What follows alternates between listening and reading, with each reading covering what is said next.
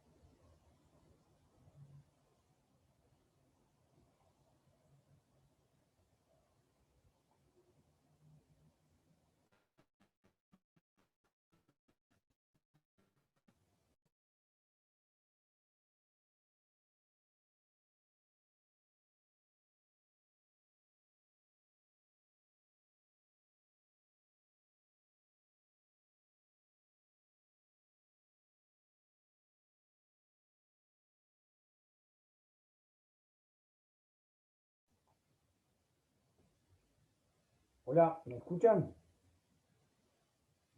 Hola, buenas tardes. Sí, se escucha bien.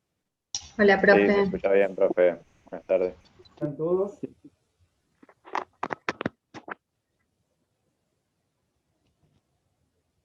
¿Todos me escuchan? Sí, sí, se escucha bien. Sí, se escucha. ¿Se escucha bien? Buenas tardes.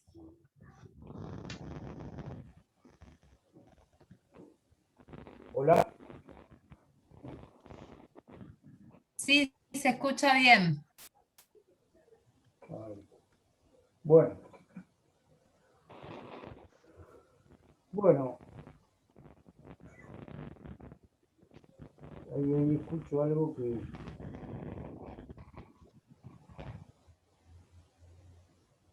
Ahí se acomodó. Bueno, estamos todos. Somos unos pocos. Pero, a ver. Ah, no, 15, acá está.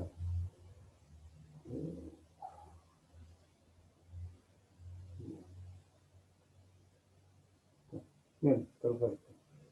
Bueno, vamos a comenzar. Bien.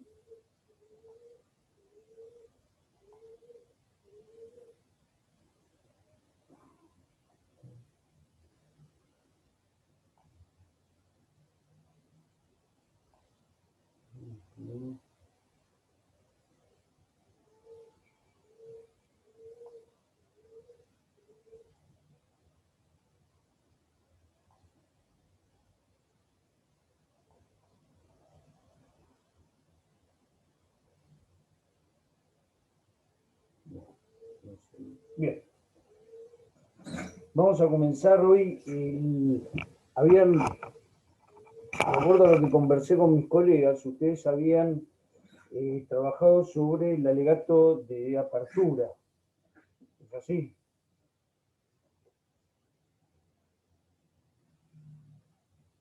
tengo que a ver si abren los micrófonos. Sí, el jueves. Bueno, jueves. Perfecto. Entonces, ustedes habían visto el jueves vieron el alegato de apertura. ¿Hicieron algún ejercicio o el mismo jueves? No, el martes el miércoles vimos alegato de apertura y el Y el jueves jueves hicimos el hicieron ejercicio. Bueno, lo que vamos a hacer, ahora vamos a continuar, y esto porque lo hablé con mis colegas, como para después trabajarlo en forma conjunta. Ya vieron el alegato de apertura, ya algunos de los compañeros hicieron el ejercicio. Ahora vamos a seguir con lo que se denomina el examen directo,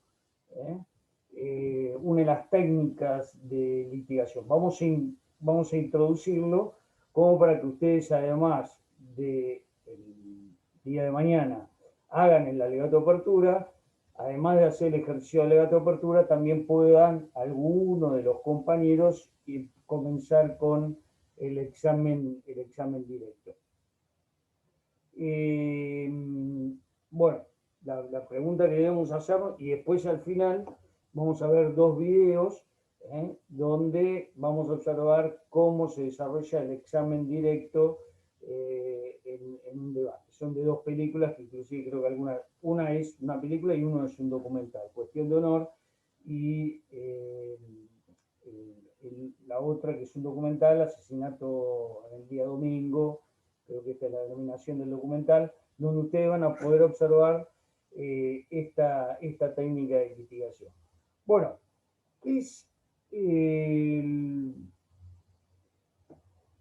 lo que nosotros decíamos cuando hicimos el alegato de apertura? ¿Qué es lo que estábamos haciendo nosotros? Ahora, ubiquémonos en lo que podría ser estamos en la sala de audiencia, ya hemos fijado nuestra teoría del caso, hemos hecho la exposición, ustedes hicieron el ejercicio, como decía la compañera, con la estructura que tiene el alegato de apertura. ¿Qué es lo que nosotros le estamos dando al jurado o al juez profesional con el alegato de apertura? ¿Qué es lo que le damos al juez? Un adelanto de lo que vamos a ver en el juicio. ¿Perdón? Que en el alegato le mostramos un adelanto de lo que vamos a ver en el juicio. Perfecto. Entonces, ¿qué es lo que estamos haciendo nosotros así? Nosotros que estamos haciendo.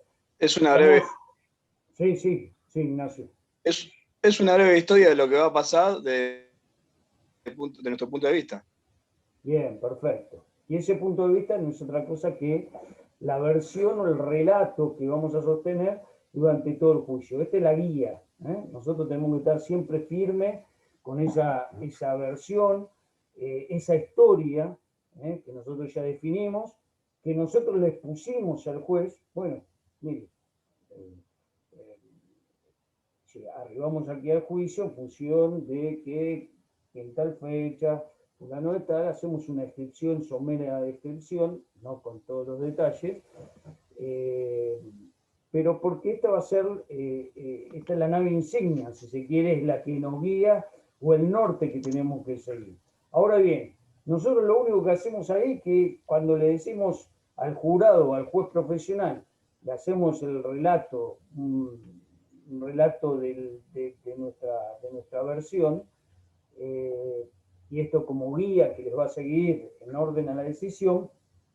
¿Nosotros qué estamos haciendo? Estamos afirmando. Nosotros afirmamos que tal día ocurrió tal cosa, y después, ¿qué es lo que hacemos nosotros? Además en el alegato de apertura, como decía el compañero, nosotros lo que va a suceder, la promesa de ¿qué es lo que hay? Además de afirmaciones, hay una promesa de que esa versión o esa historia se va a acreditar ¿con qué? ¿Cómo vamos a acreditar esa versión? Con las pruebas. Las proposiciones fácticas del testigo. Exacto, es decir, las proposiciones fácticas que yo voy a tener que acreditar a partir, como dice Ignacio, de la información que yo pueda obtener del testigo. Bueno, lo primero que tenemos que tener en cuenta entonces, y siempre en relación a la prueba por antonomasia del juicio, que son testigos. Los testigos. Los testigos son los que nos van a aportar la información.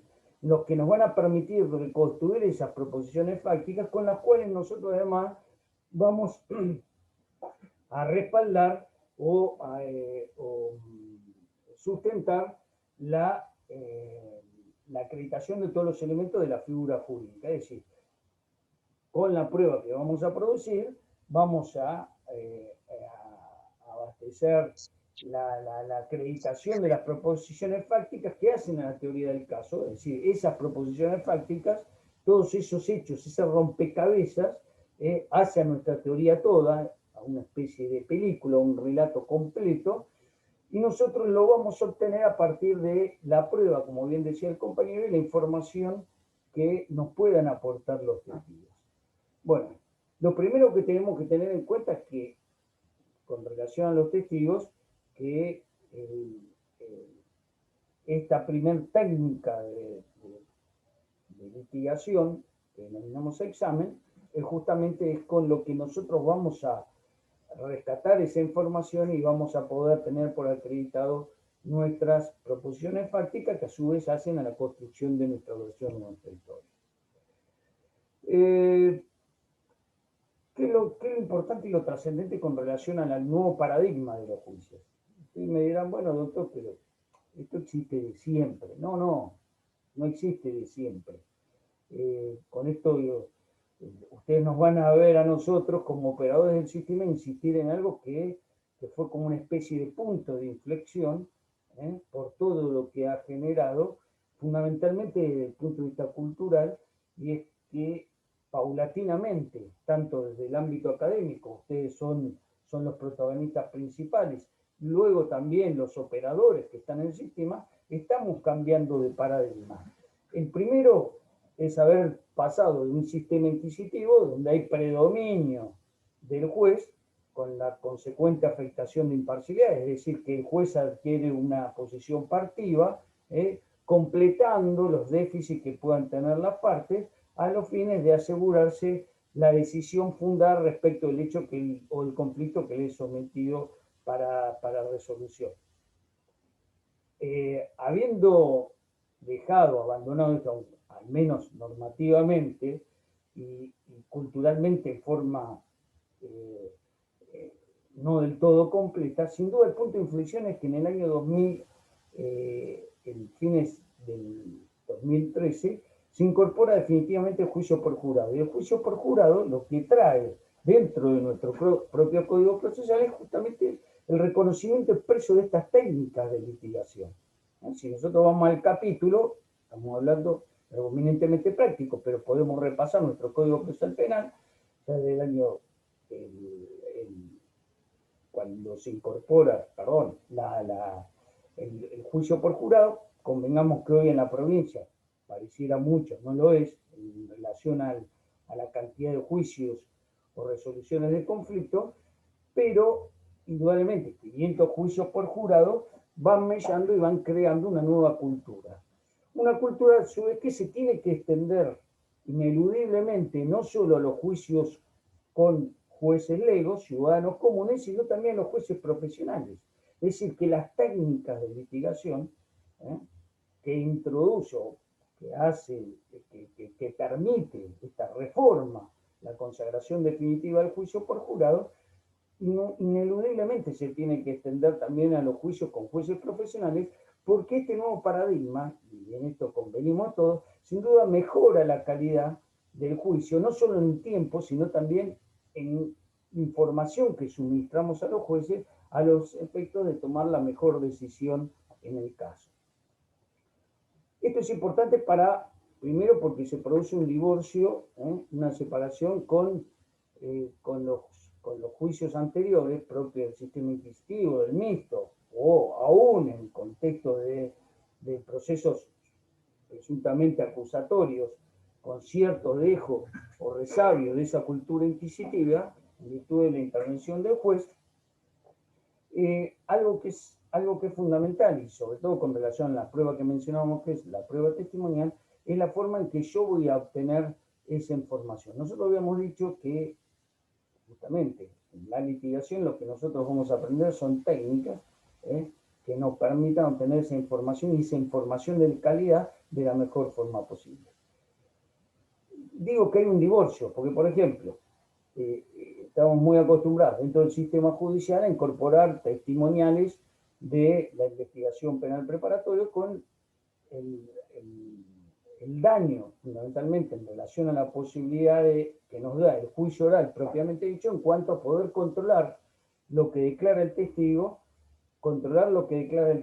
que declara en favor de la versión de nuestra contraparte, y a su vez de poder aportar nuestra propia información a partir de los exámenes o interrogatorios que nosotros le hacemos. Estas técnicas vienen a mejorar, son herramientas que favorecen ese juego estratégico de ambas partes con relación a las teorías o versiones que sostenemos, y son fundamentalmente dos: el examen, que es el que vamos a ver ahora, y el contraexamen. Y digo que hay un divorcio con lo anterior porque, por ejemplo, definitivamente, a partir de este nuevo paradigma, lo que nosotros no podemos incorporar, vayamos al juicio por jurado, que es el que en definitiva ustedes van a llevar adelante, no podemos incorporar o sustituir, mejor dicho, las versiones que se van a producir en el debate con declaraciones anteriores. Acá se puso un final definitivo a esta posibilidad que abrigaban muchas veces los operadores por tiempos, por cúmulo de trabajo, etcétera, cualquiera sea el rol en el que está interviniendo. Y esto entonces nos obliga a trabajar fundamentalmente con el testigo que ha de declarar en el juicio, y es donde ha de dar la versión sobre la cual va a construir su decisión el magistrado o el jurado cuando tiene que dar el veredicto.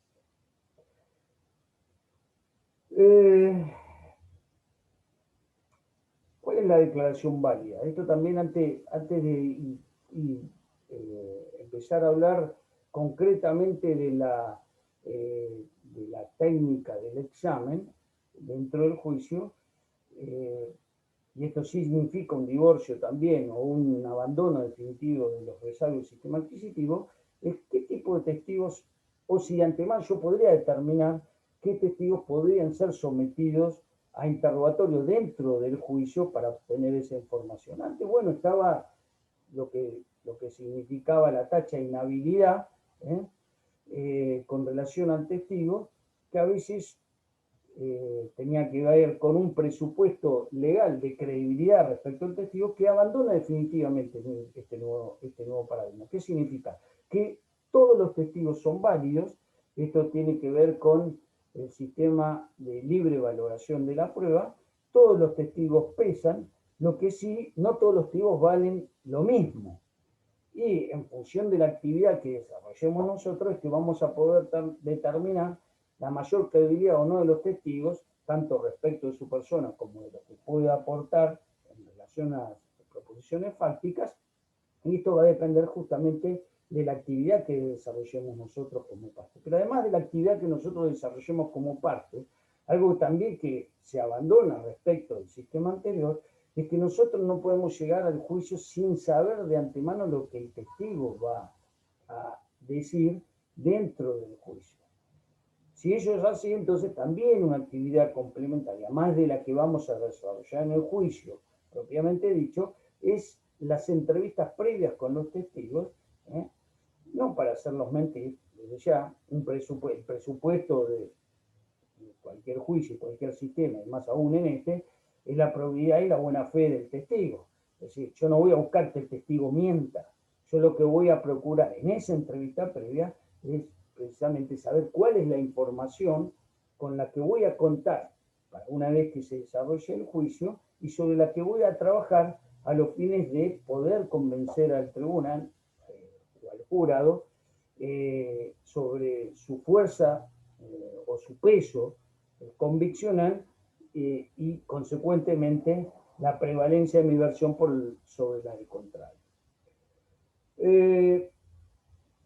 Para cerrarlo, esto que estoy diciendo, es decir, que no hay testigos que pesen más o menos de antemano, esto va a depender de justamente la actividad. Todas las personas pueden ser testigos, no hay ninguna limitación, bueno, salvo las que se prevén en función de la maduración y la edad.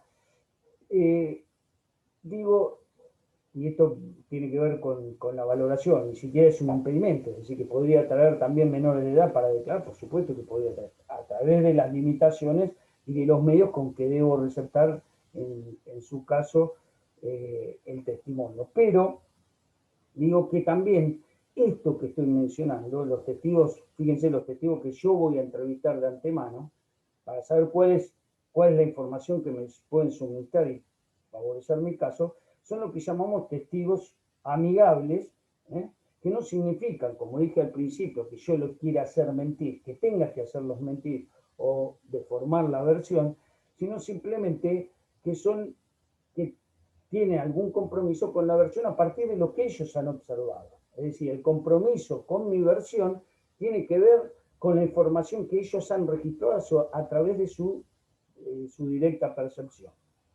Entonces, los testigos que traen cada parte son lo que denominamos testigos amigables, pero vuelvo a decir, esto no significa testigos que vayan o pretendan torcer la verdad de lo que ellos hayan percibido, sino por el contrario, aportar de lo que ellos han percibido para poder reconstruir la versión.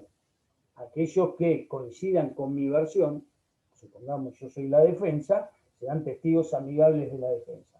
Y aquellos que sean testigos de la contraparte los vamos a llamar testigos hostiles, pero vuelvo a decir, esto a partir de esta coincidencia de las informaciones que puedan suministrar en relación a mi posición.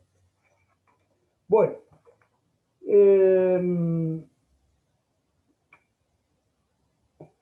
habíamos dicho entonces que los testigos, no hay de antemano, no digo, este es más creíble que este otro. Por decir, todos los testigos pesan, valen distinto y esto dependerá de los factores que puedan concurrir para determinar efectivamente la credibilidad o el convencimiento en el tribunal en uno y en otro. Y esto va a depender fundamentalmente de la actividad de las partes, a través de la técnica del examen. ¿Qué es el examen directo? Bueno, vamos primero principal, decir, yo dije interrogatorio o examen. ¿Qué es lo que representa para ustedes? Cuando digo voy a examinar o a interrogar al testigo, ¿qué es lo que voy a hacer? Hacerle preguntas. Hacerle preguntas. Ahora bien, ustedes me dicen, también van a ver que se utilicen distintamente interrogatorio o examen. El examen, ¿por qué? Porque es más abarcativo. El interrogatorio es la pregunta, sobre lo que él puede haber percibido, la contestación que me pueda brindar en relación a la pregunta. Pero el examen también abarca otros elementos que me pueda aportar el testigo independientemente del interrogatorio. Hay casos donde el testigo, por ejemplo, en la escena de la audiencia, se le solicita que haga algunas indicaciones a partir de su testimonio. Esto es prueba demostrativa, a través de los gestos del testigo, que puedan respaldar la información que suministra.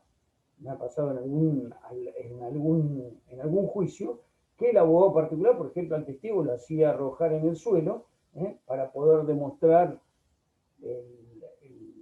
una circunstancia sobre la que había hecho referencia, y el testigo se arrojó en el suelo en la audiencia, representando, por eso de allí que es prueba demostrativa y que forma parte del examen, lo que había él percibido y lo que él podía aportar respecto de esa situación. ¿Cuál es el objetivo del examen directo? Tenemos dos objetivos fundamentales. Uno mencionó Ignacio recién, que tenía que ver con la acreditación de las proposiciones fácticas. Pero antes bien, el examen, este interrogatorio que voy a hacer sobre el hecho, tiene dos segmentos y alguna referencia hicimos nosotros, que tenemos que tener en cuenta como para la estrategia que nos hemos prefijado en relación a la acreditación de la autoridad de caso.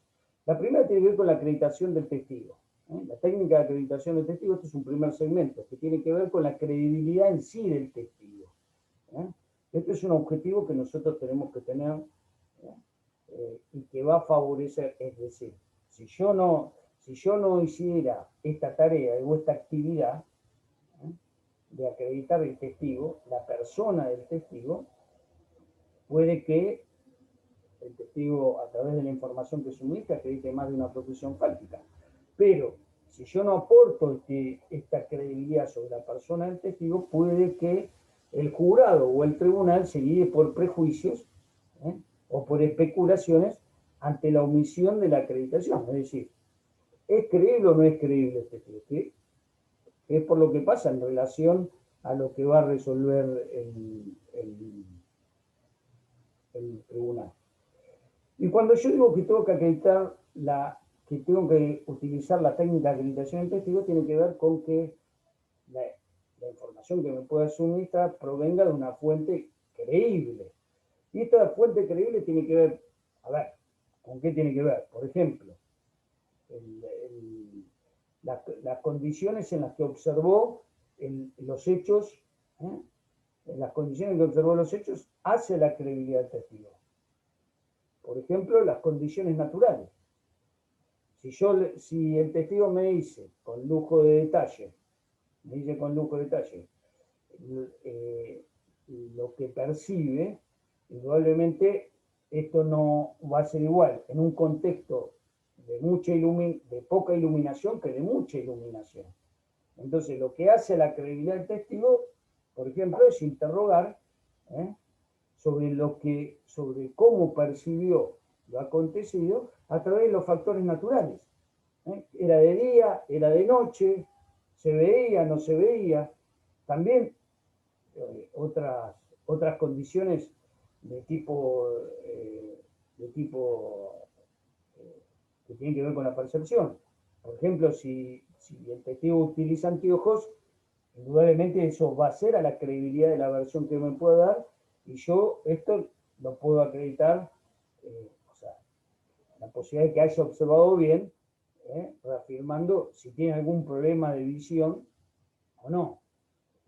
Ya que esto de antemano lo voy a acreditar yo, porque cuando yo entrevista al testigo voy a tener todos estos elementos. Y el interrogatorio va a ser para incorporar información que refuerce la credibilidad, y esos efectos que lo primero que voy a hacer es utilizar la técnica de acreditación del testigo.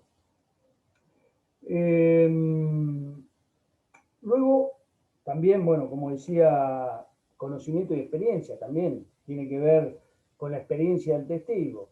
Si estoy preguntando sobre algo que es propio de su experticia, también voy a hacer preguntas que acrediten al testigo. ¿Y esto con quién tiene que ver, fundamentalmente? ¿Con qué tipo de testigo? Con el perito. Con el perito. Es decir, si yo quiero acreditar, si quiero darle fuerza o credibilidad al testigo, en el caso de un perito, bueno, voy a hablar sobre la experticia. Es decir, cuánto hace que se recibió,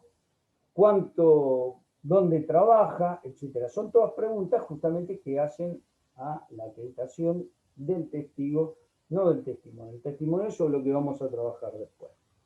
Bueno, vamos a ver. Doctor, algo chiquito. Sí. La Sí. parte del contexto que nos dice, eso, o sea, ni bien hacemos la acreditación del testigo y después en simultáneo, digamos, le hacemos esas preguntas, si era de noche, qué hora era, qué distancia estaba.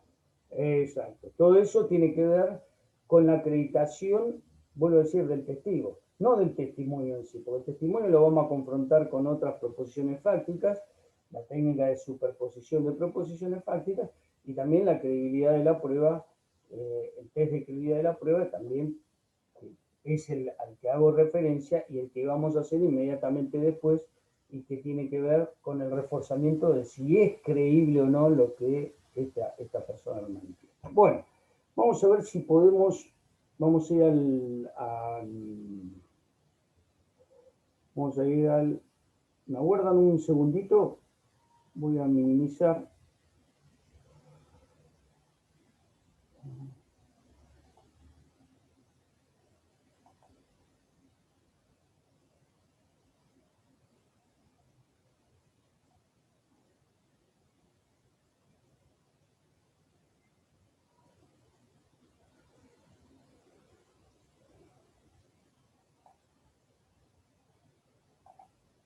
Bueno. Ahora sí vamos a compartir el PowerPoint, lo que dio el examen directo, luego la introducción. Bueno, ¿lo ven al Power ahí? Sí, se ve perfecto. Sí, se ve bien. Sí, se Sí, ve. se ve perfecto. A ver si puedo.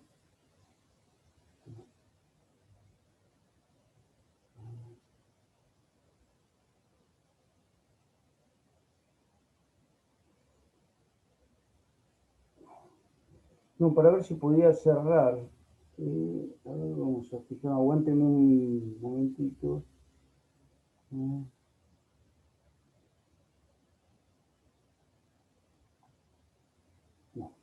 Bueno, entonces vamos a avanzar con las diapositivas, con el Power, y vamos a avanzar a la primera. Es entonces, habíamos dicho, es el interrogatorio en juicio oral de testigos, de la que la propia parte presenta, lo que yo hacía referencia, es el testigo que va a dar información que respalde mi versión, y cuál es el objetivo, desde ya, como había mencionado, obtener toda la información sobre el relato todo, o bien como no necesariamente el testigo tiene que haber percibido la totalidad del hecho que es objeto del juzgamiento, a lo mejor tiene información sobre una parte de ese hecho, entonces también lo voy a aportar porque justamente esto es como el puzzle, voy a tratar de reconstruir a partir de la distinta información la totalidad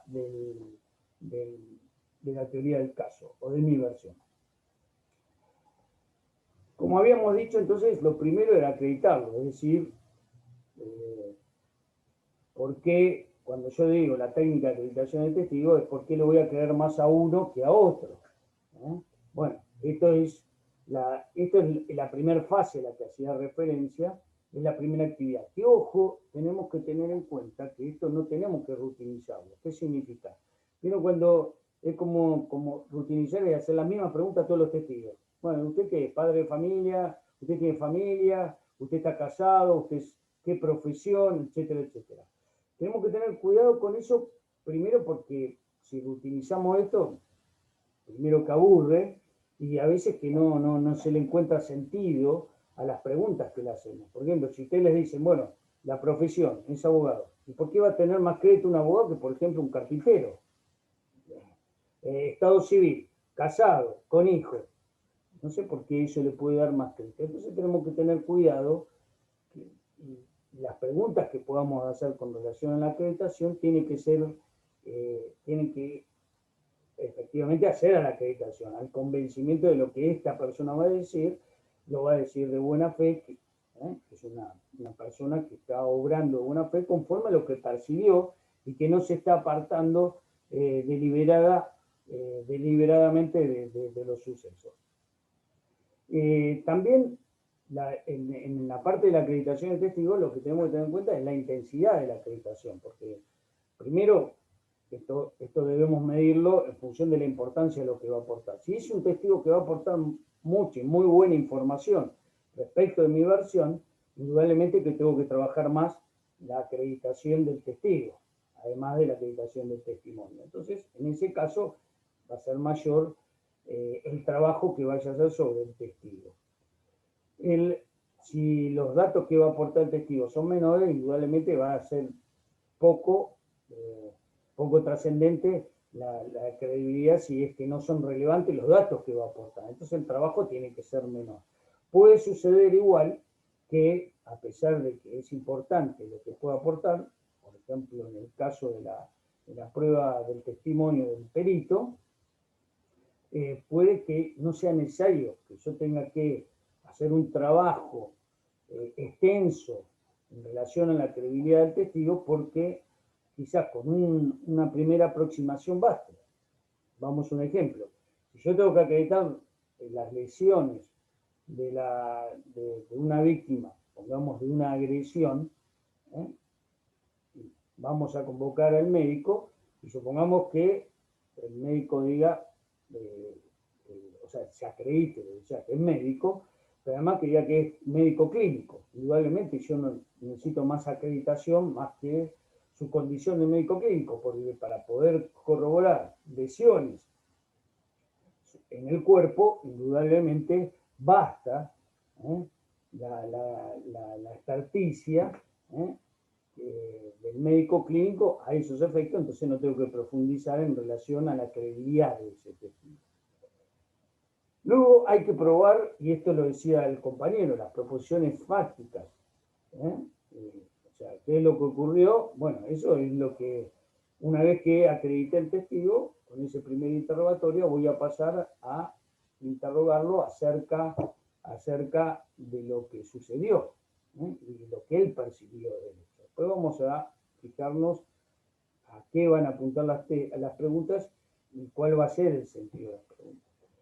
Estas proposiciones fácticas, en definitiva, son las que integran, o es el puzzle o ese rompecabezas, distintos hechos que hacen a la versión completa, y es el testigo, entonces, el que me va a aportar esa información. Pero además tiene otra misión el testigo a través del interrogatorio directo, que es la prueba material. Todos los objetos o documentos que yo pueda exhibir como parte de la prueba, ¿a qué lo podemos asociar esto de la prueba material? Los juicios, cuando vemos las películas, cuando se acerca o le dice, pide autorización al tribunal, ¿qué es lo que hacen los abogados? Siempre relacionado con la prueba material. ¿Qué es lo que se acuerdan ustedes de las películas? Cuando digo prueba material o documental. Y que muestran los objetos que por ahí Bueno, vamos a ponerlo en contexto de un caso. Por ejemplo, un homicidio. Secuestraron el arma, fotografías, prueba documental, y el arma.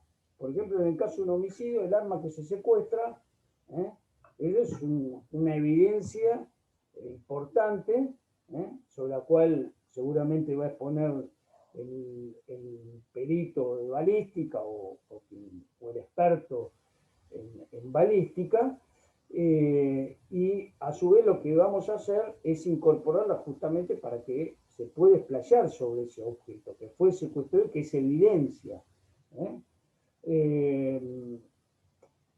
El arma por sí sola no dice nada. Si yo, por ejemplo, le digo al testigo, a ver, si yo afirmara, esta es el arma utilizada, sin haberla incorporado o haber establecido el camino por el cual ingresó a la causa, eso no es un elemento de prueba de la causa. Lo único que tenemos es un elemento secuestrado. La forma de incorporarlo como elemento vinculado a la causa es a través de la declaración de los testigos. Entonces, además de acreditar el testigo, luego cuando comienzo el interrogatorio para acreditar las proposiciones fácticas, si es que cuento con alguna evidencia que he aportado como prueba del debate, voy a incorporarla a través del testigo. Por eso digo, los elementos y la evidencia no acreditan nada por sí solos. La forma de incorporarlo como un elemento concreto de la causa es a través de la declaración del testigo. ¿Y el testigo qué es lo que tiene que acreditar? El origen y la naturaleza del elemento. Es decir, le voy a preguntar, ¿qué es esto? Un arma. ¿Y esta arma usted la reconoce? Sí, la reconozco. ¿Por qué la reconoce? Síganme con el interrogatorio. ¿Por qué la reconoce? Y porque este es el arma secuestrada y este es el sobre que yo sellé al momento del secuestro. Probablemente estoy interrogando al policía que formó parte del procedimiento del secuestro. Con eso entonces yo voy a tener por acreditado que ese elemento que le exhibí al testigo es precisamente el que se secuestró en la escena del crimen. Entonces, es ineludible que nosotros podamos incorporar las evidencias y únicamente las podemos hacer a través de la declaración de nuestros propios testigos. Por sí solo decir, bueno, supongamos que llegamos al alegato final. Bueno, acá está el arma. Los jueces van a decir, a ver, ¿por qué dice usted que ese es el arma que utiliza en el caso? No hay nada que así lo haya acreditado durante el desarrollo del debate. Por eso no podemos eludir que además, a través del interrogatorio directo, tenemos que acreditar la prueba material que va a servir como respaldo de nuestra teoría del caso. También para el análisis de la información relevante de otra prueba. Por ahí nosotros no vamos a atestiguar directamente sobre el hecho, pero en nuestra información, o sea, estoy hablando del testigo que nosotros aportamos, le va a dar credibilidad a la información que haya aportado otro testigo.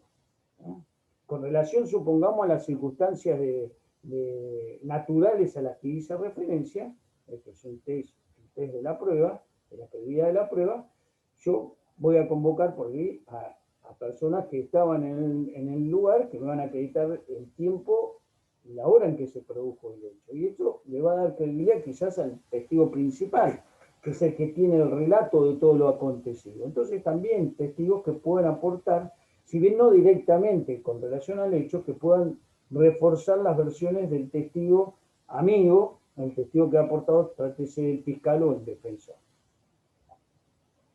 ¿Alguna duda respecto de esto? Aprovechemos. ¿No? Bueno. ¿Lo entendieron? No, doctor. Está claro, Doc. Claro. Vamos Claro. entonces, vamos a la otra filmina. Bueno, habíamos dicho entonces cuáles eran los objetivos. Primero, acreditar o legitimar al testigo, lo que había mencionado. Lo que habíamos dicho al principio. Lo que pudiera aportar, o sea, la credibilidad del testigo, lo que legitima al testigo, desde las preguntas que yo hago con relación a su persona, a su condición física, psíquica, que puedan, si es que es necesario, no es necesariamente tengo que preguntar esto. Exponer los antecedentes de importancia para juzgar el fondo de los hechos del caso. Esto tiene que ver, cuando nosotros hablamos de testigo, también aclaro, el interrogatorio directo es tanto para los testigos como para quien está imputado en la causa, el que ha arribado como imputado del juicio oral. ¿Qué significa? Que si yo, por ejemplo, acredito que no tiene antecedentes penales, esto puede hacer pensar al decisor por qué, o sea, estoy hablando en general, por qué se habría encaramado en una actividad ilícita si, por ejemplo, en 50 años no tiene ningún tipo de antecedente penal. La conducta es intachable. Entonces, tiene más relevancia aún con relación a quien es acusado en la causa. Este es un dato también que hace la acreditación. Otro elemento que yo no mencioné, pero también ustedes cuando... ¿Alguno de ustedes participó en algún juicio? ¿Alguno participó como testigo en los juicios? No. No. Bien. Esto era para tener la referencia de alguien que haya participado y que nos pudiera dar sus sensaciones. Indudablemente la sensación, lo que percibe uno, no como testigo de un juicio, pero haber participado en los juicios ahora es una situación de nervios. La situación de nervios que nos crea tener que poner ante un tribunal, ante un jurado, y con relación a un hecho tan grave, indudablemente eso puede afectar a la versión o a la información que nos pueda asumir. Entonces, también tiene por objetivo la acreditación de testigo algunas preguntas que a él le permitan estar mucho más cómodo, familiarizarse, si se quiere, con la situación, y esto se logra a partir de preguntas que son de tipo personal, que tienen que ver con su vida, con su profesión, con su familia, etc. Pero no tiene más que por objetivo, justamente, si se quiere, sacar esa adrenalina y esos nervios que genera estar frente a un tribunal. Porque convengamos también que el hecho de estar frente a un tribunal no quita la posibilidad, no pasa en general. Puedo decir, si el presupuesto es que aportemos prueba legítima, fundamentalmente, quienes depongan o suministren información sean testigos de buena fe, eso no quita que en un interrogatorio se lo pueda cuestionar y esto tener una situación de nervio. Entonces, una técnica, dentro de lo que es el primer aspecto que habíamos mencionado, la acreditación del testigo, era justamente hacer preguntas que tienen que ver con su vida, pero no porque esto pueda acreditar que sea más o menos creíble, sino para darle comodidad en el contexto de la audiencia. Esto, bueno, es lo mismo, se reitera lo que había mencionado, pero acá tenemos que tener en cuenta algo. No es toda la información, tiene que ser selectiva. Primero es importante la información relevante, porque nosotros en el jurado o en el juez lo que tenemos que tratar de hacer, crear, como dice Batman y Lynch, es una película, como si estuviera en el cine, mirando la película completa. Entonces, decir que es importante que nosotros podamos aportar toda la información relevante que cuenten nuestros testigos para construir o reconstruir esa película, que no es otra que la reconstrucción de nuestra teoría del caso a los ojos y oídos de quienes van a decidir. Lo que sí es importante, digo, lo que es relevante, no información superficial, que no solo puede hacerlo perder en la percepción a quien está escuchando el testigo de lo que es relevante, sino que precisamente le quita el brillo que requieren o el peso que requieren esa información que yo quiero instalar. Entonces, esto es algo que tenemos que tener en cuenta con relación a la reconstrucción que hacemos. La reconstrucción que hacemos en nuestra teoría del caso. Otra cosa que es importante es, y que tiene que ver con la credibilidad, es no guiar al testigo para que diga todo lo que sabe, sino lo que sirve. Por eso, lo primero y principal, con relación al interrogatorio directo, esto sí también hace la credibilidad en general, es que el testigo, en el caso del examen directo, es la estrella. Inclusive nosotros en el salón es como que, hasta desde el punto de vista gestual, debemos apartarnos y que el testigo quede a la vista del jurado o del juez, que lo escuche directamente, y esta sensación hace a la credibilidad.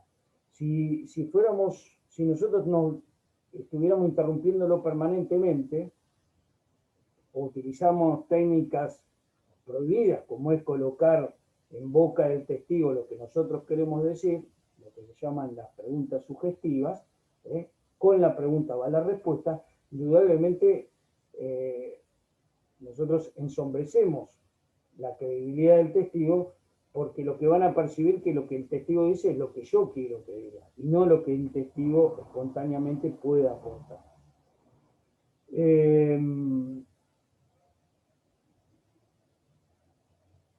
Esto es lo que sintetiza lo que acabo de decir, esta filmina. Bueno. Vamos a ver ahora, antes de pasar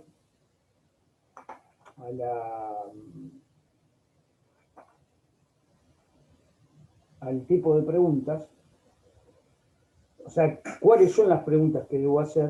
Primero al orden de los testigos. Esto ustedes también se lo tienen, esto es lo que tienen que construir. Ustedes, cuando yo les digo, antes del juicio, ustedes se tienen que preparar, ustedes, además de interrogar a los testigos que van a aportar ustedes, que ya han aportado y que son los que van a declarar, para tener claro cuál es la información que ellos les pueden suministrar y que ustedes van a utilizar. Con esto quiero decir, chicos, lo que ustedes tienen que tener presente, ustedes dicen, pero ¿qué va a hablar con el testigo? Porque les aclaro, siendo operador del sistema anterior, yo era de la idea, esto en función de estar imbuido por el sistema inquisitivo, que los testigos eran como arcángeles que venían del cielo, impolutos, virginales, que nadie podía hablar con ellos, nadie podía interrogar antes del juicio, y que solo en el juicio íbamos a obtener, a través de las técnicas de interrogatorio que pudiéramos utilizar y que nos autorizaran, la información. Pero esto es como una especie de excursión de pesca, y es lo que tenemos que evitar. Nosotros de antemano tenemos que saber lo que el testigo vaya a decir. Vuelvo al principio, no que diga otra cosa distinta de la que percibió, sino que lo que percibió, que yo sé qué es lo que percibió, la información que me pueda dar, yo la sepa de antemano para así poder construir el interrogatorio.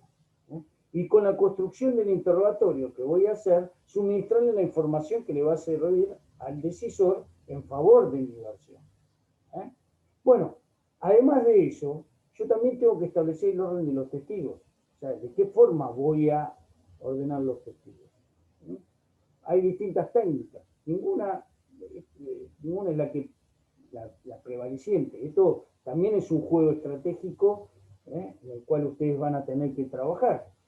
¿Cuáles son las técnicas? Bueno, psicológicamente está determinado que a la percepción de los decisores, los más importantes, o sea, el jurado, igual que el juez, escucha los primeros testigos y los últimos testigos. Entonces, esto es una percepción, y esto lo marca la experiencia, esto es una técnica. El orden va a ser que los testigos fundamentales van a ir al principio y al final, en la producción de la prueba de la información. Otro orden que podemos hacer también de los testigos es cronológico. Ir aportando testigos de acuerdo a cómo se fueron sucediendo los hechos. Esto también es una forma de permitirle al jurado o al juez hacer la reconstrucción en virtud de la segmentación cronológica del hecho. Otra técnica es el testigo estrella. Si hay un testigo, o sea, pongamos en el escenario el ejemplo más, el ejemplo al que hacía referencia, en un homicidio, si vio todo lo que aconteció, porque estaba al lado de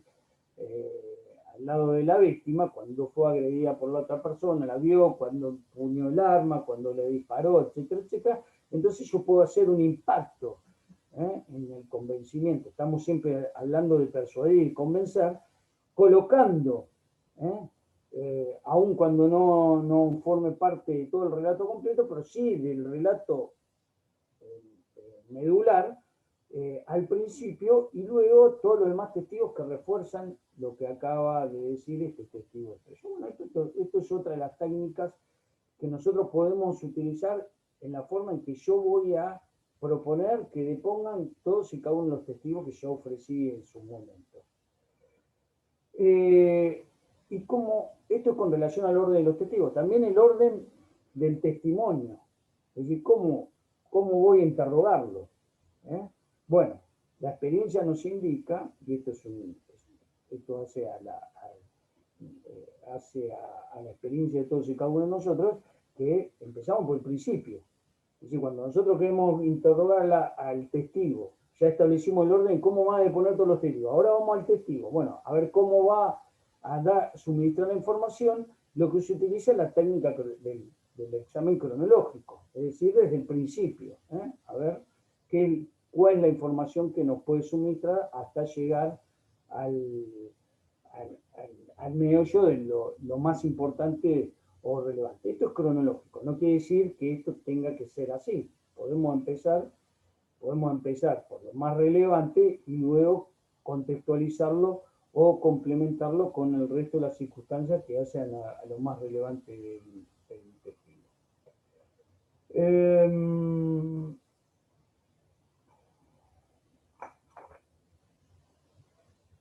Bueno, ya establecimos entonces qué es el interrogatorio directo, son las preguntas que voy a hacer de mis testigos amigables, o sea, los que yo propuse, para acreditar mi versión a través de su información. Este testigo, vale decirlo, puede ser un testigo, tenemos tres tipos de testigos. ¿Qué testigos tenemos? ¿Qué tipo de testigos tenemos? Presenciales son uno, o sea, el que presenció. Bueno, ese es el más importante. Pueden ser testigos de oídas. ¿Pueden ser o no pueden ser testigos de oídas? Sí, pueden ser.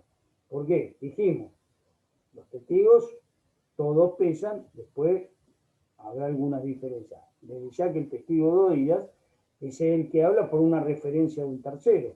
Entonces, primero, si voy a interrogarlo, cuando interrogo al testigo presencial, vamos al primero, al testigo presencial, voy a hacer preguntas sobre el lugar,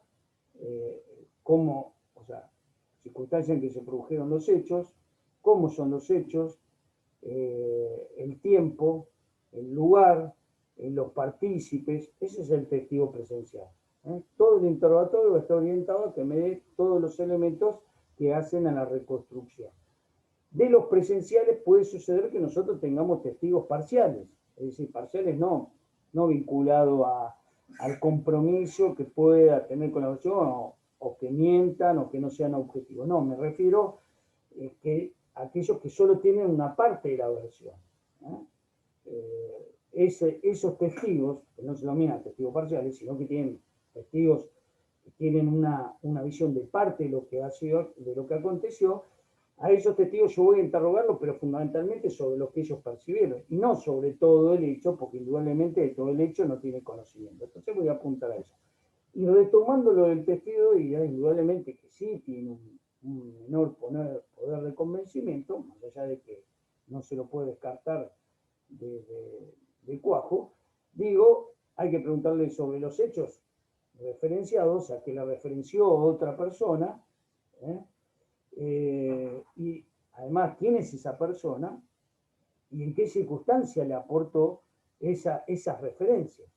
Eso como para que tenga cierta relevancia o asidero el testigo de Dios. Generalmente el testigo de Dios es lo que va a contribuir a la verosimilitud de otro testigo. ¿Se acuerdan que nosotros decíamos qué es lo que puede aportar el interrogatorio directo? Bueno, precisamente va a corroborar o reforzar la credibilidad de lo que puede haber dicho, por ejemplo, un testigo presencial. ¿Cómo son las preguntas que debemos hacer en el interrogatorio directo? Hay preguntas autorizadas, hay preguntas que son mejores, hay preguntas cuya formulación está prohibida expresamente por la ley. La introducción del juicio por el jurado justamente establece la prohibición, en el caso del examen directo, de las preguntas sugestivas. Pero vamos por partes. Siempre en pos de lo que habíamos establecido como objetivo, ¿cómo deben ser las preguntas? Bueno, si yo quiero acreditar, si yo voy a apuntar a la credibilidad del testimonio, ¿qué va a ser lo mejor? Con relación a las preguntas. Que hable el testigo por sí solo, o que yo interroga, o que yo interrumpa, que yo lo guíe. ¿Qué les parece a ustedes? Que hable solo el testigo. Claro. Bien. Preguntas Bien. abiertas para que hable solo. Bueno, pregunta abierta, entonces, ¿eso qué va a permitir? ¿Esto qué va a generar el jurado? La espontaneidad. Es decir, muy lejos está el abogado de querer darle el guión de lo que debe decir. Entonces eso va a ser a la espontaneidad. Pero también tiene una desventaja.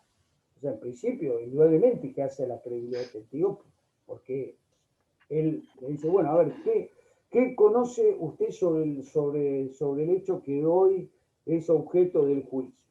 Bueno, miren, yo tal día, yo cruzaba la calle, bueno, empieza a relatar lo que él,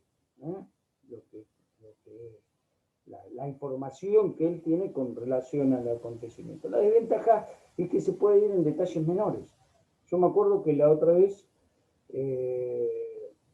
porque el testigo no va a establecer esto es lo importante, no es, mire, yo voy a hablar primero lo importante y después lo que no es importante. No, el testigo va a exponer sobre lo que él percibió, sin distingo alguno. Entonces vamos a tener elementos que son relevantes.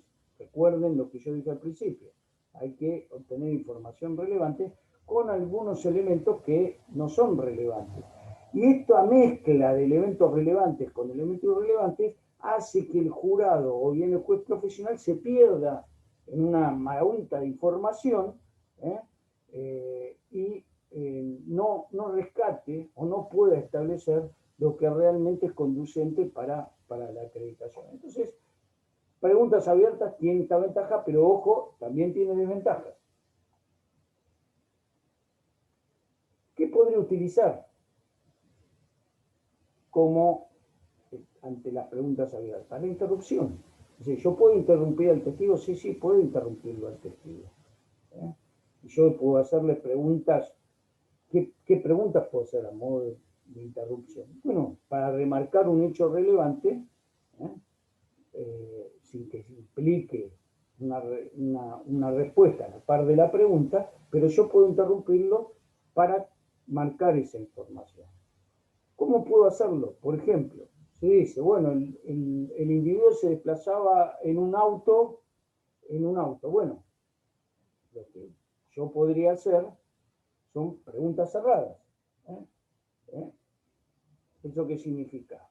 No significa sugerirle la respuesta, sino la posibilidad de una respuesta entre varias posibles. Por ejemplo, ¿de qué color era el rodado?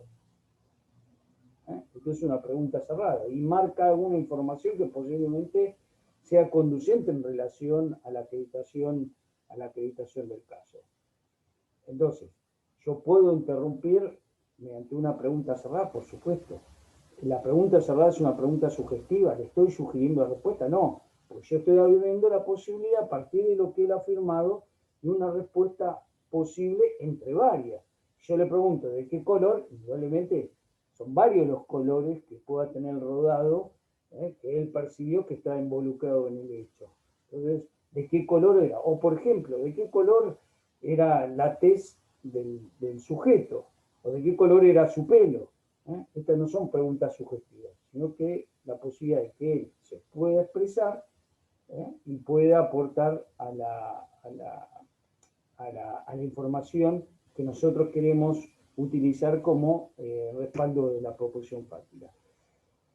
La ventaja es lo que decía yo con relación, como ustedes dijeron al principio, no, las preguntas abiertas son las mejores. Claro, porque eso denota credibilidad en el testigo, en el testimonio, lo que dice. La credibilidad del testigo ya la superamos. Ahora estamos en la credibilidad del testimonio, de lo que está diciendo. ¿Qué técnica tengo que utilizar? Preguntas abiertas. Pero esto tiene una desventaja. Bueno, ¿cómo puedo compensar esto? A través de preguntas cerradas. ¿Por qué? Porque el abogado toma el control del relato que está haciendo el testigo, marcando aquello que es relevante y que va a ser importante para el tribunal. Yo les mencioné en alguna oportunidad que en un juicio oral, por ejemplo, si bien era una testigo estrella de peso, era la víctima, era un abuso sexual, estuvo hablando durante 2 horas. 1 hora y media. Bueno, sin que el operador le haya hecho una sola pregunta. Está bien, indudablemente estamos frente a un testigo que debemos abordar con muchísima delicadeza porque es inconmensurable el daño, producto del delito. Esto no queda ninguna duda. Pero eso no quita que nosotros podemos interrumpirla con toda delicadeza a los efectos de poder establecer aquello que es relevante para el tribunal. Inclusive interrumpir el relato, porque por ahí se está yendo, el testigo se está yendo en un relato sobre aspectos que nada tienen que ver con el hecho. Bueno, también podemos interrumpirlo. Podemos decir, bueno, está bien, suficiente, siempre hablando del testigo que hemos ofrecido. Y reduce la credibilidad porque deja como una sensación o una percepción de que es el abogado el que pretende instalar la respuesta. Sin embargo, esto no es así. Vuelvo a repetir, cuando yo la pregunta la hago en función de la posibilidad de varias respuestas, no estoy instalando el relato en el testigo, sino que el relato es del testigo. ¿Cuál sería entonces la respuesta ante esto? Yo, como ustedes dijeron, bueno, preguntas abiertas, ya hablamos de ventajas y desventajas. ¿Cuál sería la posibilidad? Bueno, hacer un mix, tanto de preguntas abiertas como de preguntas cerradas. Vamos, ahí en la filmina ustedes ven, inicia el examen con preguntas abiertas, el testigo comienza a explayarse, a hablar sobre los hechos, gana confianza. Esto también hay que decirlo, al igual que cuando yo dije como técnica de acreditación testigo, preguntas que hacen a su vida familiar y eso para darle cierta seguridad y confianza en el contexto de un juicio, luego la posibilidad de que él se explaye, dejarlo hablar, eso también le da confianza. Y a la par, que va haciendo el relato, hacerle preguntas cerradas para, como decía antes, enfatizar aquellos aspectos que son importantes, ¿no? Doctor, Supongamos, sí, una pregunta. sí. ¿Tenés algún límite para preguntar o cuántas preguntas podés hacerle? No hay límites. O sea, a ver, Ah, vos podés hacerle todo. Los límites de la pregunta van a estar en la información que suministra el testigo. ¿Estamos de acuerdo? O sea, yo voy a preguntar, sí, sí. o sea, yo voy a hacer todas las preguntas que me permitan introducir la información que yo de antemano sé que ese testigo me puede aportar. Entonces, Claro. todas las preguntas que voy a hacer, esto va a tener que ver también con lo que él haya dicho al principio. Cuando yo hablo de pregunta abierta, es que lo dejo relatar, ahí ya voy a tener información. Y yo eso lo voy a combinar con alguna interrupción para marcar alguna información importante que quiero que el tribunal o el jurado aprenda, a través de las preguntas cerradas. Pero, vuelvo a decirte, esto va a estar, es una evaluación que tenés que hacer vos. Desde ya, vuelvo a decir, nosotros no podemos, yo dije al principio, es como construir una película, que el tribunal o el jurado vea la película de todo lo que aconteció, pero no podemos hacer una película aburrida, o sea, llena de datos intrascendentes que no hacen a la acreditación de lo que es fundamental en relación a la responsabilidad y la culpabilidad de esa persona. Entonces, eso también lo tenemos que administrar nosotros. Si no, desde ya que ustedes van a tener que tener mucha atención en el juicio. A la par que van interrogando, aquí tienen que ir tomando nota, y eso es lo que les permite ir avanzando. Pero esto es una cuestión de administración, tener cuidado, primero que no caiga en información intrascendente. Segundo, la extensión, vuelvo a decir, tiene que ver con la información que aporte. Si yo ya obtuve la información, no tengo que hacer más preguntas. No es necesario hacer preguntas por preguntar no sé, para florearse, para ver que uno trabajó, etcétera, etcétera. No. Acá es una cuestión estratégica, concreta. Yo obtengo la información, sé que esta información fue percibida por el juez, el tribunal o el jurado, me retiro, ya está. Pasaré al próximo testigo. Bueno. Una pregunta, una consulta. Sí. ¿Y cómo sería una pregunta, por ejemplo, una pregunta subjetiva? En el caso del juicio por jurado no se puede hacer. Algún tipo de sentimiento, con respecto a la chica, por ejemplo, del abuso, preguntarle algún sentimiento en contra del jurado, Bueno, ¿cómo sería? No. Para no caer en una pregunta subjetiva. Claro, bueno, vuelvo a decirles, que ustedes en la misma pregunta tengan la respuesta. ¿Esto qué significa? Usted para tenerlo claro, lo que nosotros, ¿vieron la absolución de posiciones en civil? Sí. ¿Vieron? Para que usted lo diga así, tal, tiene que responder por sí o por no. Para que diga la testigo, supongamos en el caso del delito con integridad sexual, para que diga la testigo si el día 14 de enero a las 6 de la mañana ingresó fulano a su casa y comenzó a realizar actos de tocamiento. ¿Le estoy dando la respuesta? Claro, ya claro. Le está diciendo todo lo que tiene que hacer. Claro, bueno, exacto. ¿Cómo lo advierto yo? Bueno, fíjense la absolución de posiciones en civil, que son como monosílabos que tienen que responder, por sí o por no. ¿Qué significa? Que en la pregunta está la respuesta. Entonces, cuando ustedes vean que el abogado de la contraparte estructura o formula la pregunta de esta forma, para que responda por sí o por no, es porque tiene la respuesta. Eso es una pregunta subjetiva que está prohibida en el caso del interrogatorio directo. Y esto está prohibido porque indudablemente no es el testimonio del testigo, es directamente la versión del abogado. Si yo pongo en la boca del testigo lo que quiero que diga, no es el testigo que me lo está aportando. Bueno, esto le quita absoluta credibilidad. Es más, de hecho está prohibido justamente porque si a lo que apunta el nuevo paradigma de juicio, con la incorporación de estas nuevas técnicas de litigación, justamente la calidad no solo en tiempo, sino también en la información que podamos suministrar. Y esto no es información de calidad. ¿Qué Y yo calidad como tiene? contraparte lo podría objetar Exacto. Bueno, todavía no cuando llegamos. veamos Todavía- objeción. Cuando Cuando lo a veamos, llegar- sí, sí. Cuando veamos, cuando veamos las Sí, sí, cuando objeciones, pero llegue. está bien. Pero está bien lo que decía. A ver, ¿cómo puedo contrarrestar en la disputa la pregunta subjetiva? Bueno, objeción, pregunta subjetiva. Está bien. Esto es lo que ustedes vamos a ver después, pero esta es la técnica que hace, vuelvo a decir, a la calidad del juicio. Un juicio rápido, eficiente en cuanto a la información que aporta, de calidad, y vuelvo a decir, si lo que dice el testigo lo dice por boca del abogado, no es información de calidad. No tiene ninguna credibilidad. Es más, el tribunal no la va a tener en cuenta. Más allá de lo que dice Paula, que es absolutamente correcto, ¿cómo puedo, si esto es fair play, yo tengo que de alguna forma también evitar que esa información llegue al jurado o al juez?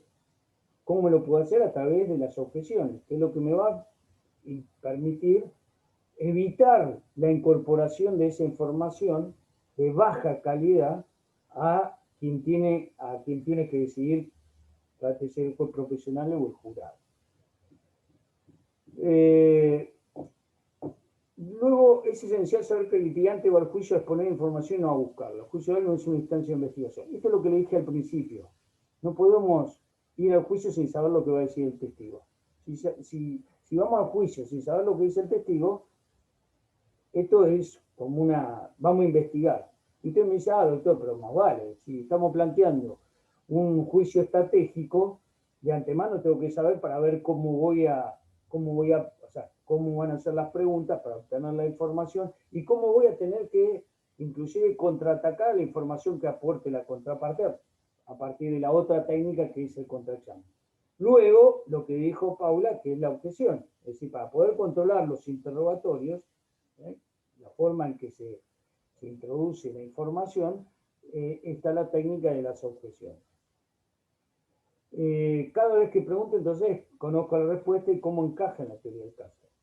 Entonces, el límite está entre la preparación profesional y la preparación ilícita del testigo, que se resume en la fórmula. Como dice la Filmina, el abogado no puede incorporar información en la mente del testigo. Esto es un presupuesto ético. Es decir, lo que dije al principio. De antemano debemos saber que el éxito de este tipo de juicios, hay un componente ético fundamental. Es que al juicio no vamos a mentir. Al juicio vamos a aportar nuestra información, que es la información que obtuvimos en base a la preparación del caso y que es la que respalda nuestra versión. Que puede ser una de máxima o no necesariamente una de máxima. Puede ser la absolución o no necesariamente la absolución. Podemos coincidir sobre los hechos, sobre la prueba y no sobre la subsunción o el encuadre jurídico que se le da. Quizás la contraparte lo haga en un delito doloso, nosotros juguemos por un delito culposo. Es decir, que vamos a coincidir sobre el hecho existió, quién es el responsable, pero no que haya sido responsable a título de dolo. Y es en función de eso que podemos trabajar. Ya que hay un presupuesto ético en todos quienes operamos en el sistema, tanto el fiscal como el defensor. De allí que se denomine a este nuevo paradigma, se lo asimile al fútbol y al fair play. No tiene que haber sorpresa. Bueno.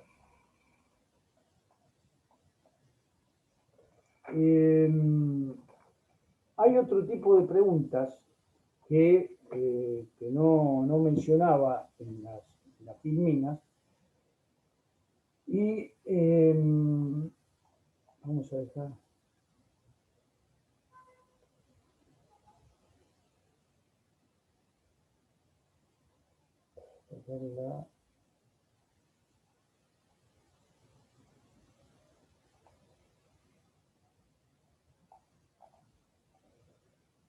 De sacarla ahí. Bueno, hay otro tipo de preguntas, que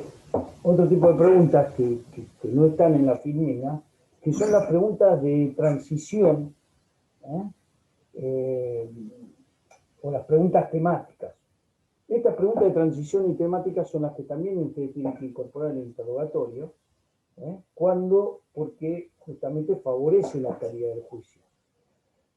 Puede que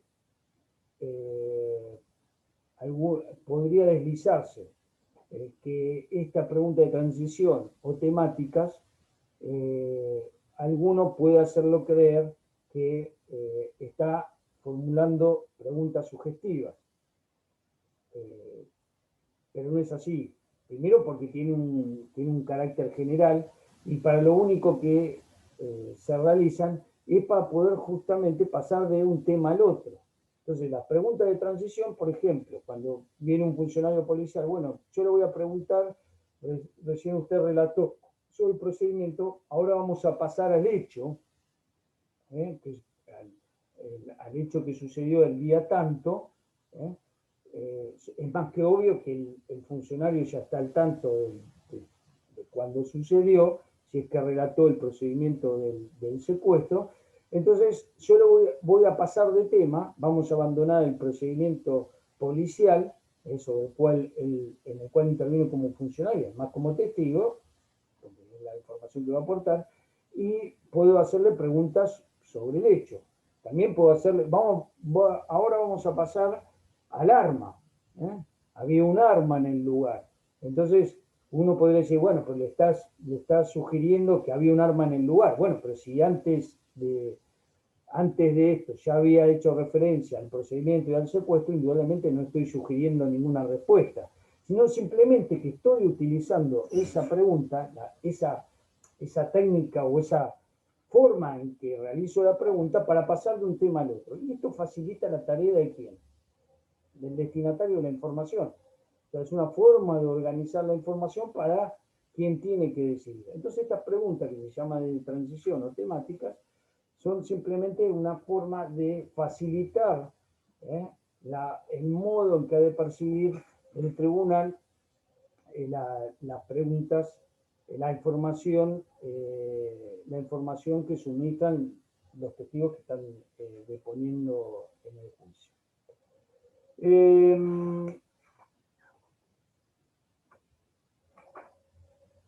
Hay por último voy a decirles tres elementos que marcan Bateman y Duche, que voy a sugerir la lectura.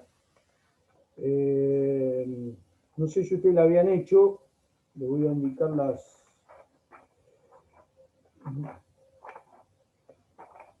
en el capítulo 3, examen de directo de testigos, no está numerado, pero voy a marcar 3 tips que son importantes con relación al interrogatorio directo. Primero, el lenguaje común.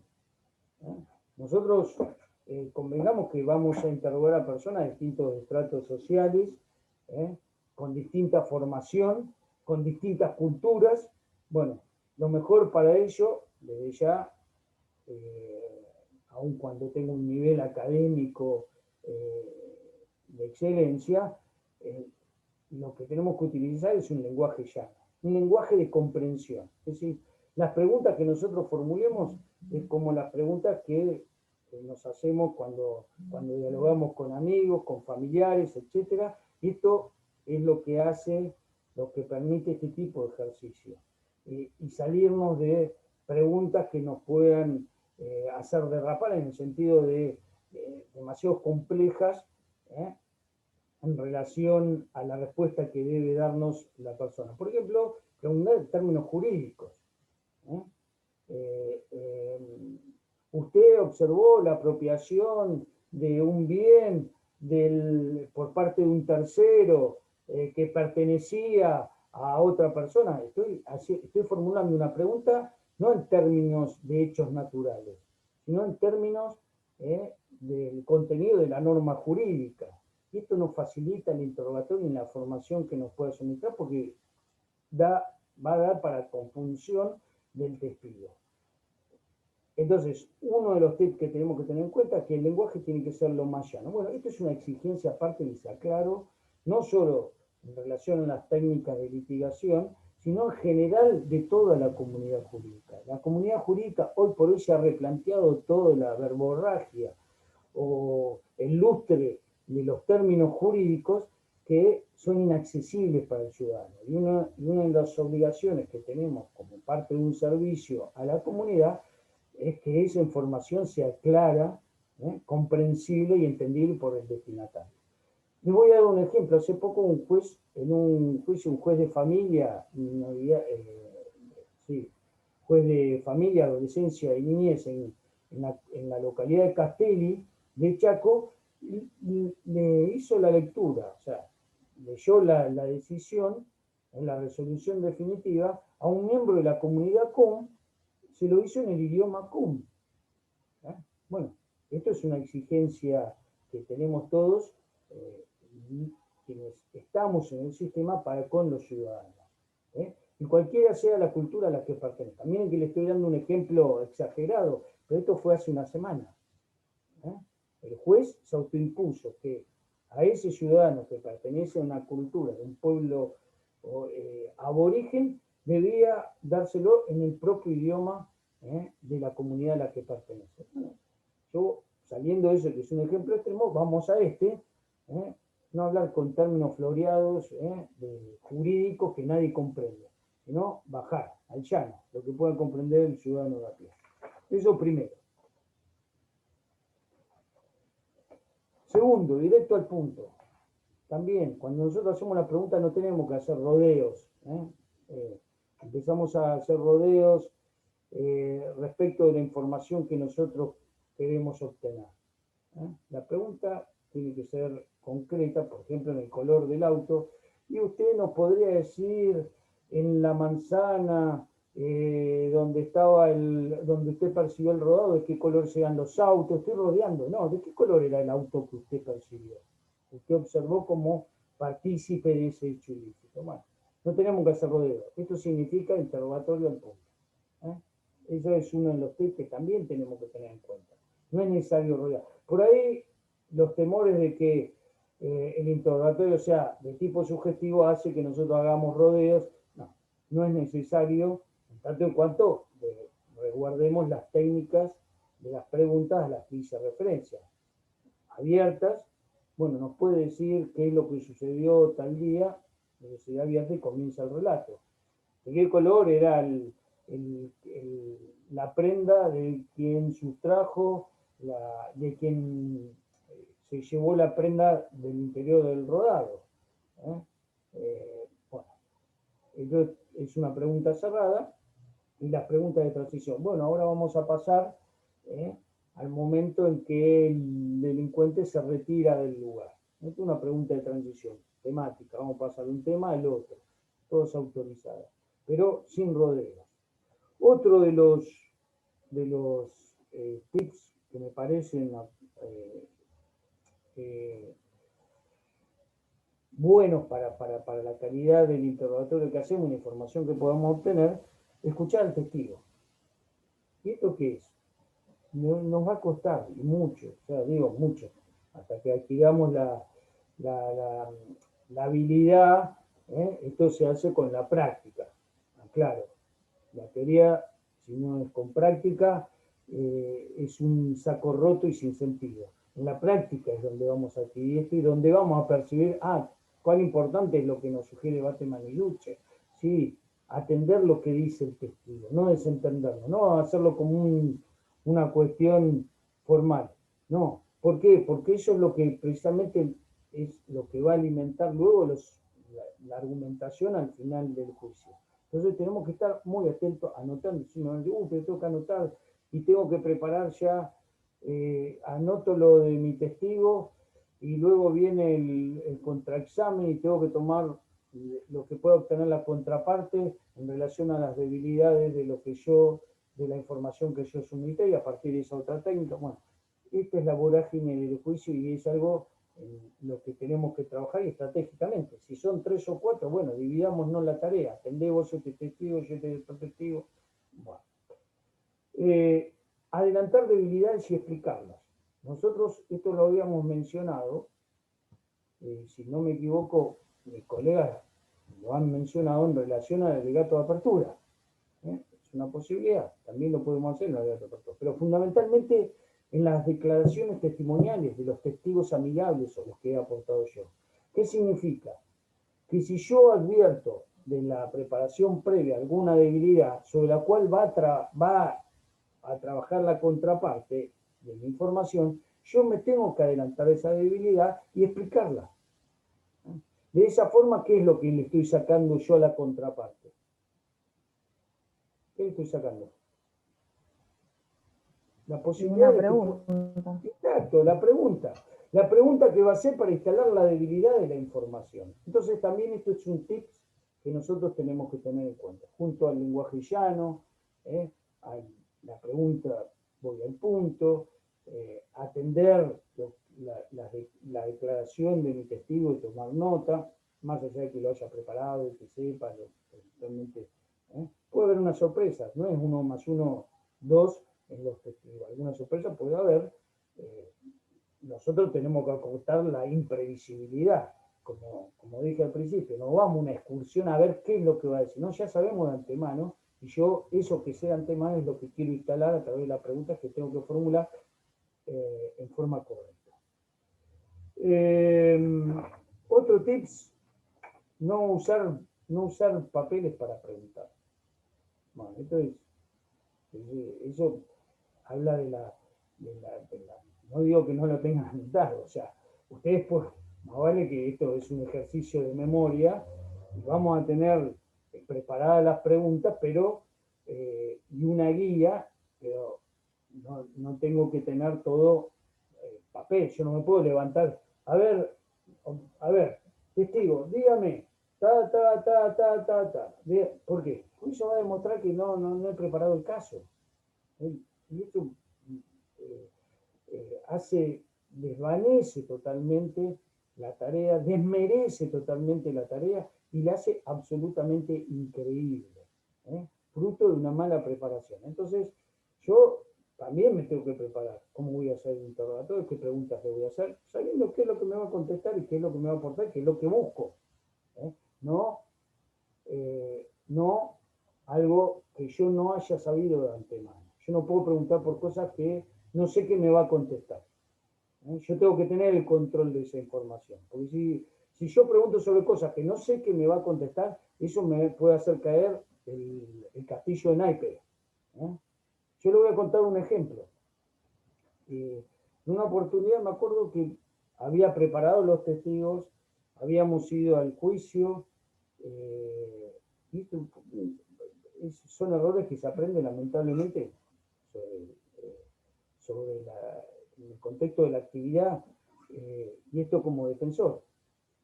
Entendía que venía bien la declaración de los testigos, era una persona que estaba por abuso sexual, y en el último testigo, ya como sintiéndome bien, y esto tiene que ver con lo que me preguntaba el compañero, ¿cuántas preguntas puedo hacer? Las que sean necesarias, ni de más ni de menos, tampoco de menos, porque si hago de menos, no voy a tener información luego para poder argumentar y convencer al juez. El juez no va a decidir sobre lo que no pregunté. Va a decidir sobre lo que pregunté y le suministró el testigo como información. Entonces, ni de menos, pero tampoco de más. Bueno, estamos con el último testigo. Bueno, perfecto, me estaba cerrando y todo, y digo, yo voy a cerrar. Sigo preguntando 2 o 3 cositas más en la inteligencia de que me iba a responder lo que yo quería, pero sobre lo que no lo había preparado. O sea, no lo había preparado en el sentido que no sabía si él me iba a dar esa respuesta de antemano, porque no se lo había preguntado. Le hago la pregunta, bueno, empieza a declarar. Bueno, después que declaró, lo interroga a la contraparte, bueno, fue un desastre. Por eso digo, nosotros los juicios los tenemos que controlar, tenemos que tenerlos controlados, no vamos a excursiones de pesca a ver qué pueden decir, no, ya sabemos de antemano lo que van a decir, que no significa que mientan, sino que es lo que ellos percibieron y en base a eso yo voy a preparar mi estrategia, haciendo los interrogatorios en la forma que establece la ley.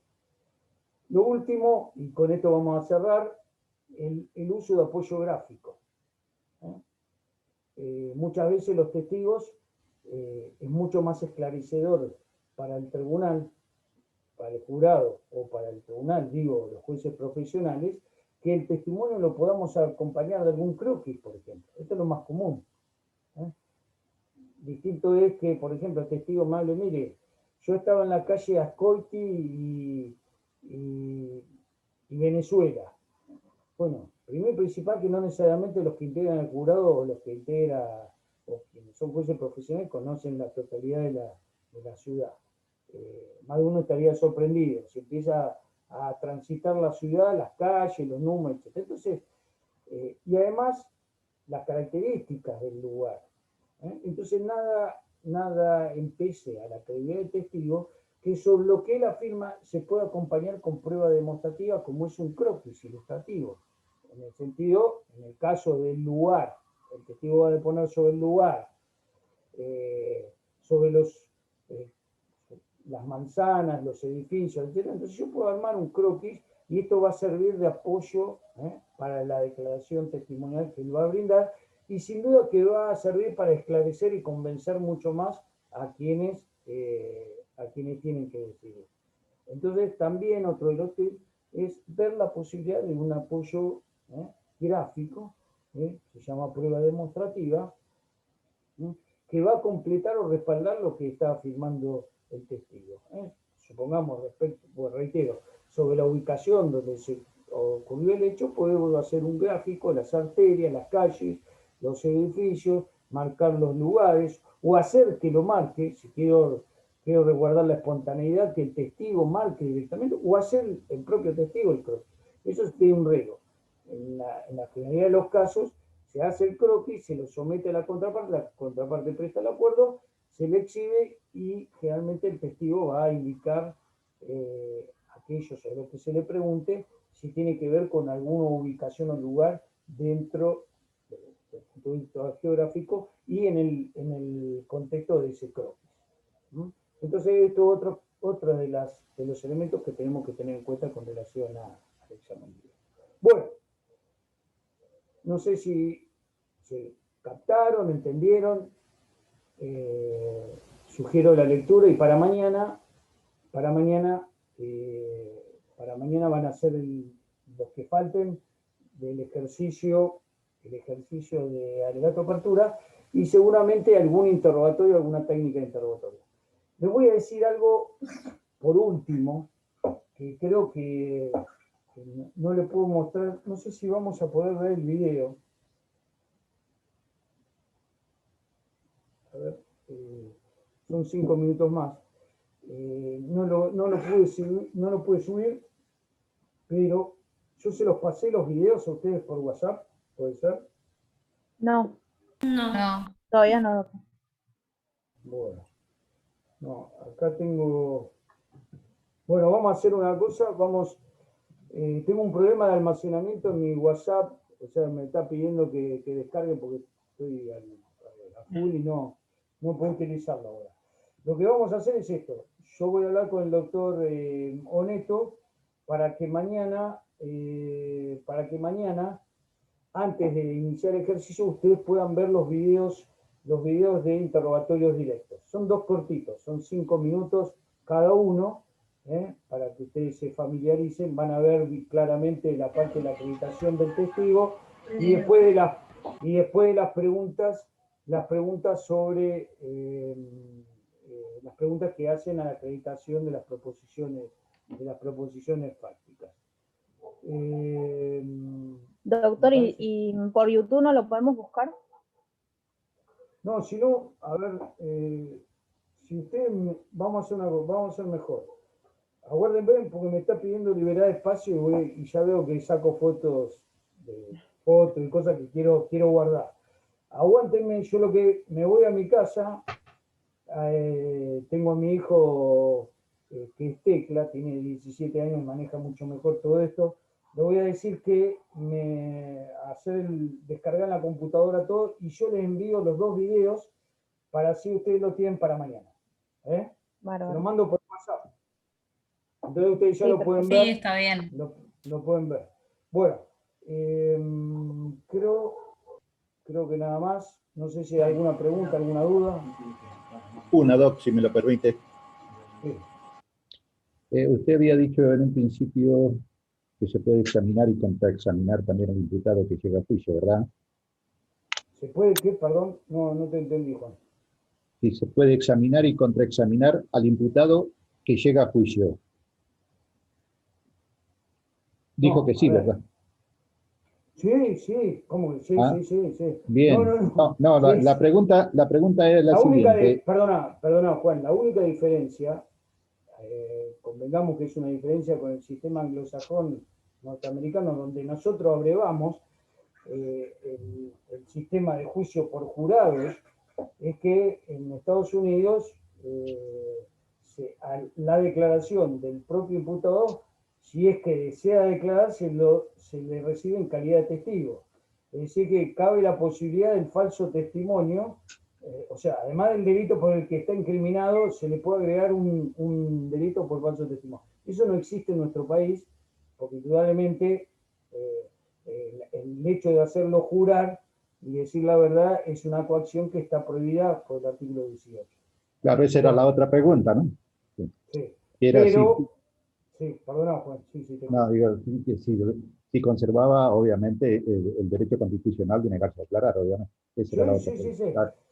Las técnicas, debo aclararlo, las técnicas de litigación, hoy hablamos de interrogatorio directo, la semana que viene, después de practicar estos días, vamos a hablar del contraexamen, también de las objeciones, la incorporación de prueba material, etcétera, pero es indistinto concretamente en relación a las técnicas de examen, indistinto si es la víctima, si es testigo, o sea, la víctima como un testigo especial, o si es un simple testigo que nada tiene que ver de compromiso con el caso, o si es un perito, se la recibe como testigo y también va a haber preguntas, como dice Juan, vamos a hacer interrogatorios directos y contrainterrogatorios, contraexamen, y con relación al imputado lo mismo, las mismas técnicas de interrogatorio, si es que el imputado, esto es una garantía, o sea, autoriza o solicita declarar en el juicio. Para una vez que el imputado solicita declarar en el juicio, lo que se le advierte desde el órgano jurisdiccional, que va a quedar sometido tanto al interrogatorio de la defensa, que es el que propone la declaración, como de la contraparte, que es la fiscalía o el particular damnificado. Y en esos interrogatorios son las mismas técnicas. Bien, gracias, doctor. Bueno. ¿Alguna duda, alguna preguntita más? ¿No? Bueno. No, nada.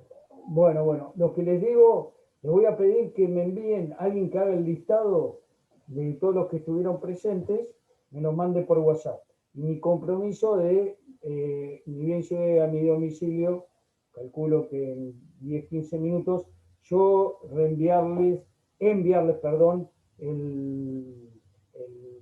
los videos sobre interrogatorio directo. Perfecto. Bueno. Gracias, Doc. Nos vemos. Bueno, gracias. Chao, hasta Gracias, luego. profesor. Hasta luego. Hasta luego.